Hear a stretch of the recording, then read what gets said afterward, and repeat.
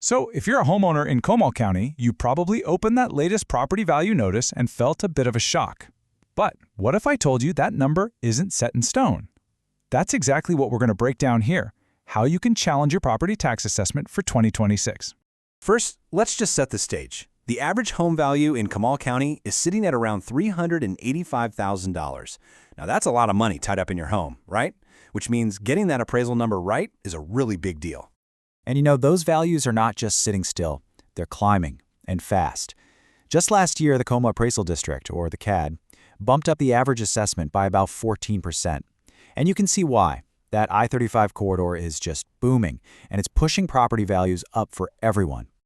But here's the number that really gets me. A jaw-dropping 74% of homeowners in Comal County did not protest their taxes last year. I mean, that is a huge majority of people who might have just looked at that higher number and accepted it, not even realizing they had a choice. And that leads us right to the main point here, the big opportunity. In Texas, filing a protest isn't just you complaining about your bill. It's your actual legal right. It's your chance to step up and make sure you're only paying what you truly owe, your fair share. And you might be asking, well, does it even work?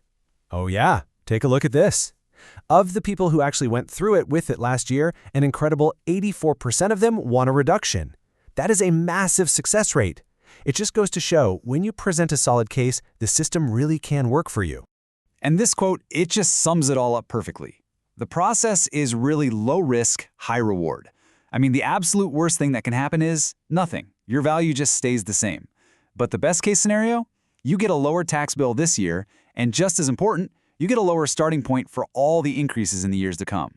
So you're probably thinking, okay, I'm in. How do I actually do this? Well, let's break it down. Part 1 is all about filing the protest. This is really just about getting your foot in the door before that critical deadline hits. All right, timing here is absolutely everything. The county values your property based on what it was worth on January 1st. You'll get that all-important notice of appraised value sometime in April or May. But the date you need to circle in red on your calendar is May 15th. That's the protest deadline. It is a hard deadline, so you absolutely can't miss it. The good news is, the Comal Appraisal District gives you a few different ways to get your protest in. Honestly, the easiest method by far is to use their online e-file portal. But hey, you have options. You can also drop it off in person in New Braunfels, send it the old-fashioned way through the mail, or even email it. The key thing is just to get it filed, one way or another, before that deadline. Okay, so you filed your protest. Check. Now comes the really important part, building your case. This is where you go from just saying, I disagree, to actually proving why your property's value is too high. Now, this is the official form, and I know, it can look a little intimidating, but you only need to really pay attention to one part. Section 3. See that box for incorrect appraised value and value is unequal? You want to check both of those. It's a simple little check mark that keeps all your options open and preserves your right to make the strongest arguments later. So what are those arguments? Well, the first and most powerful one is what we call comparable sales. Basically, you're playing detective.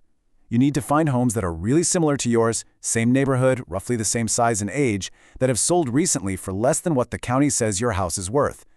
This is the kind of hard market data that they have to take seriously.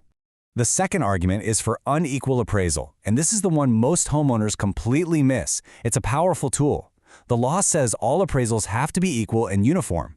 So this argument basically says, hey, even if my house could sell for that much, you're valuing all my neighbors' homes for less than they're worth, so you need to give me that same fair treatment. It's a real game changer.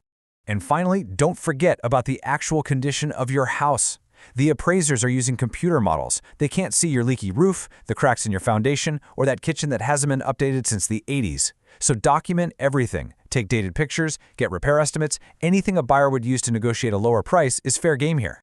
Now, you don't have to do all this detective work alone. You've basically got two ways to get help.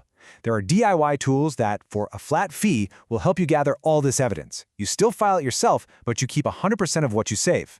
The other route is a professional firm. They handle everything for you, and they work on contingency, which means they only get paid if they win, taking a percentage of your savings.